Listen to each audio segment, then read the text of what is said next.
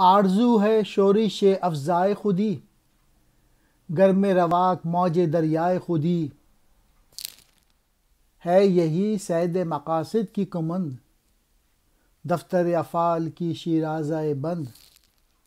زندہ نفی آرزو سے مردہ ہے، شعلہ نقص سوز سے افسردہ ہے، اصل کیا ہے دیدۂ بیدار کی،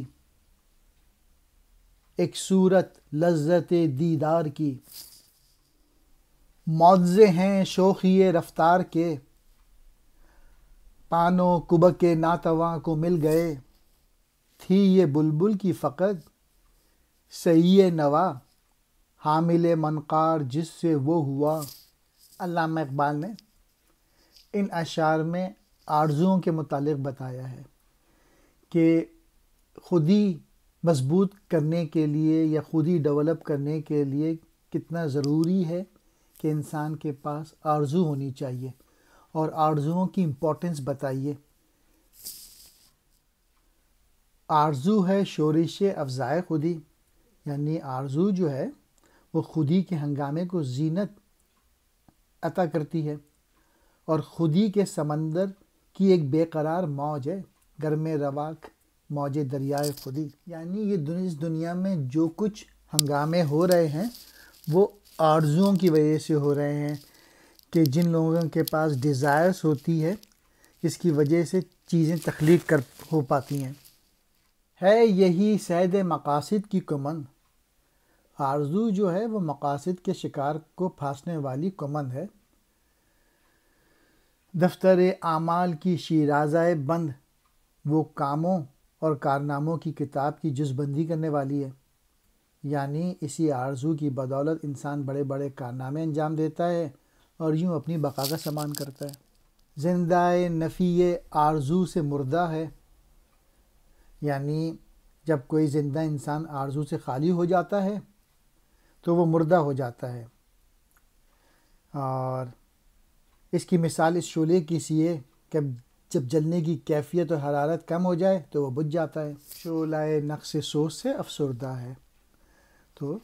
اگر سوز نہیں ہوگا، نقص ہوگا اس شعلے میں تو پھر وہ افسردہ ہے، یعنی اگر پیشن نہیں ہے تو پھر زندگی ختم ہو جاتی ہے، اگر ڈیزائرز ختم ہو جاتی ہیں تو۔ اصل کیا ہے دیدۂ بیدار کی، یعنی دیکھنے والی آنکھوں کی حقیقت کیا ہے؟ ایک صورت لذت دیدار کی، یہی کہ ہمیں دیدار کی لذت نے ان آنکھوں کی صورت اختیار کر لی ہے۔ پھر چکور کے متعلق کہہ رہے ہیں، معجزے ہیں شوخی رفتار کے، پانو کبک ناتواں کو مل گئے، یعنی چکور کو جو پاؤں ملے یا میسر آئے تو وہ اس چال کے البیلے پن کی بدولت ملے۔ تھی یہ بلبل کی فقط سعی نوا، حامل منقار جس سے وہ ہوا، یعنی بلبل کو جو چونچ ملی ہے تو وہ اس کے نغمے گانے کی کوشش کی وجہ سے ملی ہے۔ یہ دونوں شعروں میں جو مثالیں ہیں چکور کی اور بلبل کی، یہ اس لیے ہیں کہ آرزو کی وجہ سے اور پھر ان کی کوشش کی وجہ سے، یعنی اقبال کہہ رہے ہیں کہ چکور میں اگر شوخی رفتار نہ ہوتی تو اس کو پاؤں نہیں ملتے، اور جو بلبل ہے